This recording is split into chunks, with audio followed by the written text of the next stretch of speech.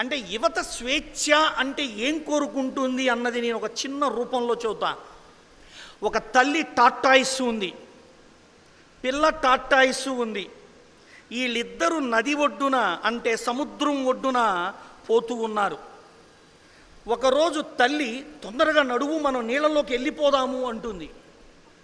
పిల్ల తాబేలు అడుగుతుంది, ఎందుకమ్మా అంత తొందరగా పరిగెత్తాలి అని. అంటే అప్పుడు తల్లి తాబేలు చెప్తుంది, గ్రద్దలు వస్తున్నాయి, మనం నీళ్ళలోకి వెళ్ళిపోవాలి, వాటి కనులకు కనిపించకూడదు.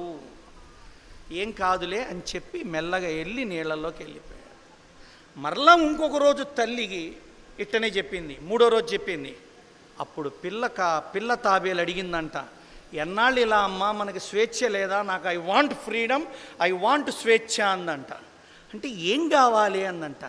ఏంటమ్మా, ఎవరిని వస్తే దాక్కోమంటావు, ఎవరిని వస్తే ఇదంటావు, రోజు ఎవరిని వస్తుంటే తల కాళ్ళు అన్నీ నా షెల్ లోపలికి లాక్కోవాల్సి వస్తుంది, మనం పిరికి వాళ్ళమని ధైర్యంగా ఉండాలా అని అసలు నా పైన ఉన్న కవచాలు తీసేసే, ద షెల్ టు రిమూవ్ అని తల్లిని వాదించి పోరాడి గెలిచి షెల్ తీసేంచుకుంది. ఇవాళ యువత కూడా స్వేచ్ఛని అలా కోరుకుంటున్నారు.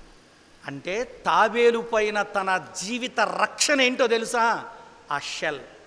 ఆ షెల్ లోపలికి కాళ్ళు చేతులు తల వెళ్ళిపోతే సింహం కూడా కొరకలేదు, ఏనుగు తొక్కినా కూడా పగలదు. అటువంటి వరం భగవంతుడిచ్చాడు ఆ తల్లి. తండ్రి అనే కవచాల మధ్య బతకవలసిన విద్యార్థులు ఈనోడు తల్లి తండ్రి అనే కవచాలను ఒల్చుకొని బయటికి వచ్చి విచ్చలవిడిగా వ్యసనాల్లో పడిపోయి, విపరీతమైనటువంటి వ్యాపకాల్లో పడిపోయి, జీవిత గమ్యమేంటో అర్థం కాక అంధకారంలో పడి కొట్టుకుంటున్న తల్లిదండ్రులు బిడ్డల గురించి బాధపడుతూ ఉన్నారు. మిమ్మల్ని కంటానికి రక్తాన్ని ఓడ్చారు, మిమ్మల్ని పెంచడానికి చెమటని ఓడ్చారు. ఎవరి కోసమైతే పిల్లల్ని కనాలని కని వాళ్ళని పెంచారో, ఎందుకు కష్టపడ్డారో, ఆ కష్టాలు పడి పెంచిన పిల్లల వల్లనే రోడ్డున పడుతున్న తల్లిదండ్రులు ఉన్నారు. Try to understand. ఈ ప్రపంచంలో నేను ఎప్పుడు చెబుతా, నువ్వు దేవుణ్ణి మొక్కకపో, పెద్దలను గౌరవించకపో, రాళ్లను మొక్కకపో, చెట్టు చుట్టూతా తిరగకపో, మంచివా చెడ్డవా నేను వ్యతిరేకించట్లా.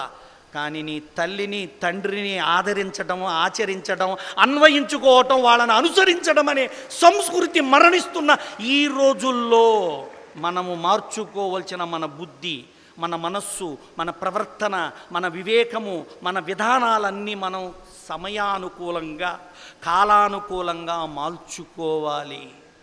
మనకేంటంటే ఎప్పుడు ఎక్కడ ఎలా ఎట్లా ఎందుకు ప్రయాణించాలో అర్థం కావట్లా. కాబట్టి స్వేచ్ఛ, కాలేజీలో అబ్బాయితో పరిచయంగా హాయిగా తిరగటం ఒక స్వేచ్ఛ. ఏంటి నాన్న కాలం మారింది, నువ్వు అనుకున్న రోజులు కాదు, మీ రోజులు కాదు, ఇది స్వేచ్ఛ. సిగరెట్ తాగితే తప్పే ఉందండి కూతురు తండ్రితో, ఇది స్వేచ్ఛ. ఏమైంది, పిల్ల తాబేలు షెల్ నుంచి బయటకు వచ్చిన మరుక్షణమే గద్దలు తన్నుకొని వెళ్ళిపోయినాయి. మీ తండ్రికి మీపైన అనుమానం కాదు, దయచేసి వినండి.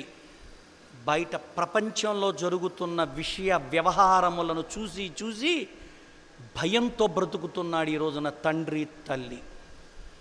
అలాంటి తల్లిదండ్రులను నువ్వు గనక విశ్వసించే స్థాయిలో బ్రతుకుతుంటే, నువ్వు కొన్ని కోట్లు ఇచ్చినా తృప్తిపరచలేని తృప్తితో బతుకుతారు నీ తల్లిదండ్రులు.